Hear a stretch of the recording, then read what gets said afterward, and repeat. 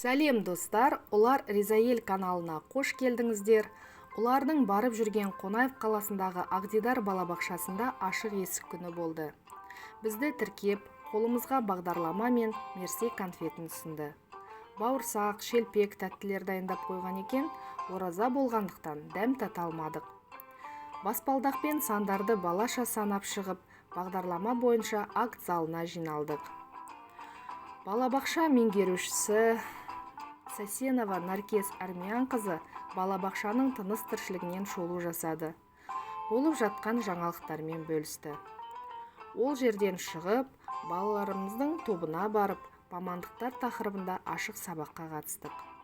Топ тәрбиешісі Мадина Бейбітқызы балаларға мамандықтардың түрлерімен таныстырып, тапсырмалар берді.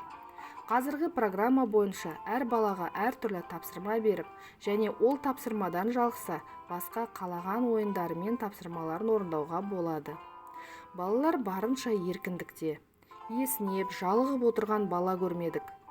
Мамандықтардың атауын, олардың көліктерін, аспаптары мен құралдарын, қызметтерін атап, біліп отыр. Бүгін ғана емес, күнделікті оқу процесі осылай өтеді. Балалар тапсырмаларды бар ынтасымен зейін қойып, қызығушылықпен жасап, орындап отыр.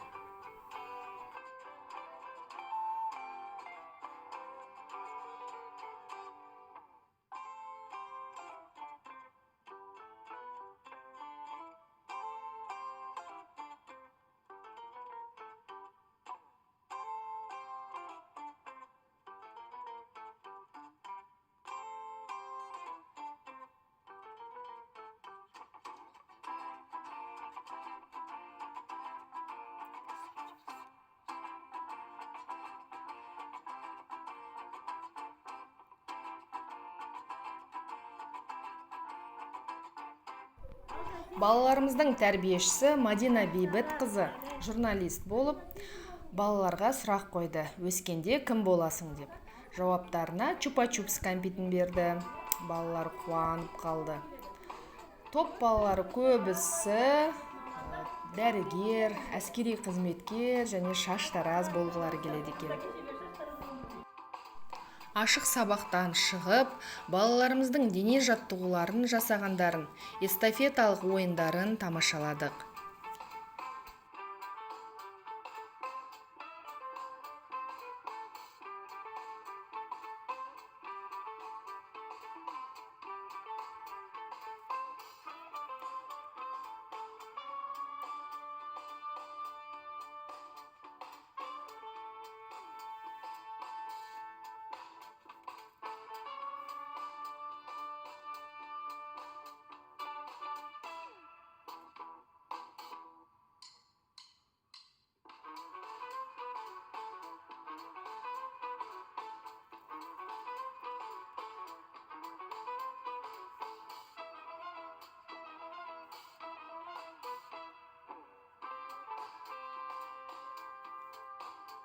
Бағдарлама бойынша құм терапиясы орталығына келдік.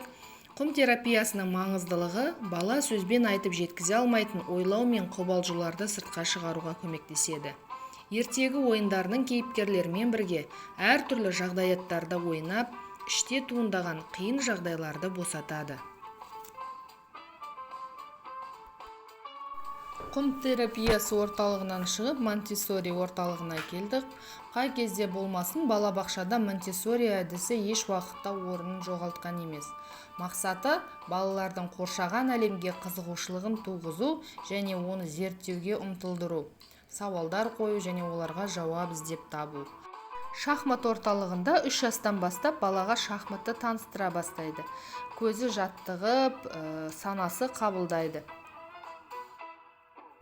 Асық терапия орталығында балалар асықтан жасалған түрлі ойындармен ойнайды, әртүрлі санамақтармен, асықтың түрлерімен танысады. Асық ойыны қазақ халқының дәстүрлі ұлттық ойыны. Халқымыз асықты қастерлеген. Асықты бар ынта-жігермен ойнаған балалар жан-жақты дамыған. Асықпен ойнаған баланың зейіні тұрақталады, логикалық ойлау қабілеті дамиды, бала еңкейеді, тұрады, үздіксіз қозғалыста болады. Тұз шахтасына балалар кезең-кезеңмен кіреді. Күнделікті медбике балалармен жұмыс жасайды. Тұз шахтасы балалар мен ересектерге өте пайдалы. Адам ағзасына пайдалы әсер ететін тұз жұтады. Балалар ойын ойнай отырып иммунитетін көтереді.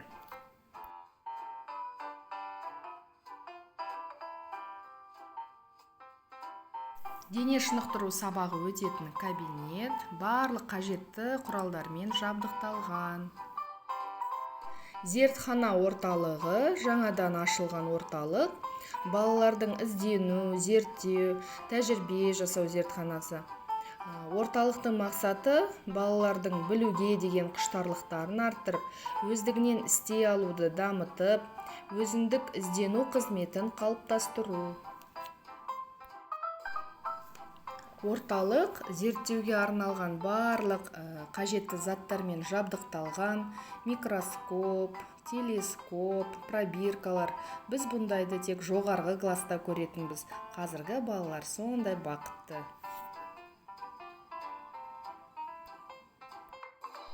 Шығармашылық орталығында бүлдіршіндер өз қиялдарына ерік беріп, әртүрлі тақырыптарда сурет салады. Балабақшадағы робототехника балалардың ойлау және талдау қабілеттерін дамытуға көмектеседі. Келешекте заманауи технологиялар саласында мамандық таңдауға пайдасы зор. Келесі ұлттық құндылықтар орталығына келдік. Мұнда нағыз қазақилықтың иісі аңқып тұр. Тәрбиешілер бүлдіршіндерге ұлттық дәстүрді дәріптеп, ата-баба тарихын тереңірек тануына мүмкіндік береді.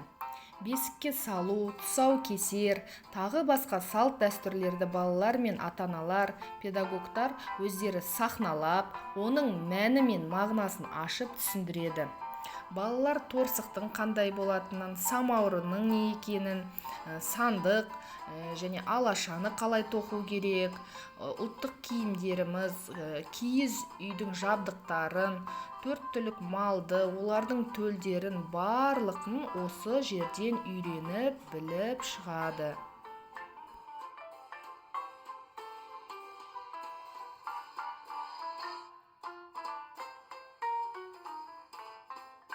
Балабақшаның кез келген бұрышы баланың дамуына бағытталған. Мына ағаш пішіндес бизиборд 5 түрлі бағытта жасалған: жан-жануарлар, өсімдіктер, жемістер, жыл мезгілдері, көліктер деген тақырыпта. Балабақша меңгерушісінің айтуы бойынша жоғарыда ілініп тұрған әріптер баланың әріп тануына көмектеседі. Баспалдақтағы сандар санауды үйренуіне. Сондай-ақ киіз үй пішінді QR бар бизибордта баланың дамуына үлесі зор. Балабақшаның алған жетістіктері өте көп. Республикалық, облыстық байқауларда, конкурстардан алған жүлделері жеткілікті. Одан кейін кішкентай бүлдіршіндердің концерттік бағдарламасын тамашалауға келдік, яғни біз өнерді баламыз деген тақырыпта.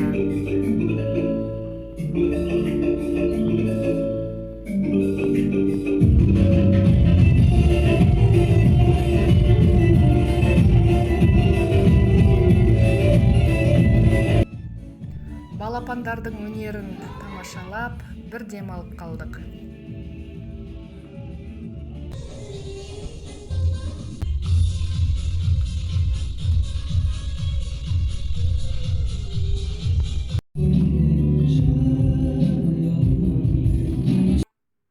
Концерт көріп болғаннан кейін балабақша психологы ата-аналарға арнап психологиялық тренинг жүргізді. Мұнда біз әртүрлі сұрақтарға жауап бердік балаларымызға қатысты. Жауап берген ата-аналар әдемі көрпешелерге отырып жайғасып, кері байланыс жасадық, яғни балабақшаға алғыс тілектерімізді айттық. Сонымен қатар ата-аналардың ауызбіршілігін анықтау мақсатында ойын ойнадық. Стақанға азғантай ғана су құйып, оны бір көтеріп қайта қойдық. Одан стақанды толтырып суға қайта көтердік. Ойынның мақсаты стақандағы суды төгіп алмай жоғары көтеріп қайта түсіру. Бұл біздің ауызбіршілігімізді көрсетеді. Ойын жақсы ойнап шықтық екі топта.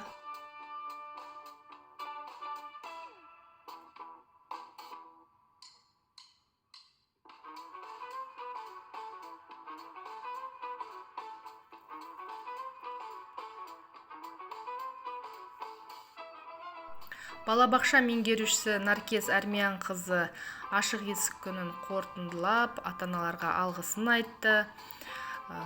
Сонымен қатар соңында көңілді би болды. Балабақша қызметкерлерімен және ата-аналармен бірге барлығы риза. Ағдидар балабақшасының ұжымына мың алғыс, еңбектеріңіздің жемісін көріңіздер. Сіздерге шығармашылық табыс тілейміз.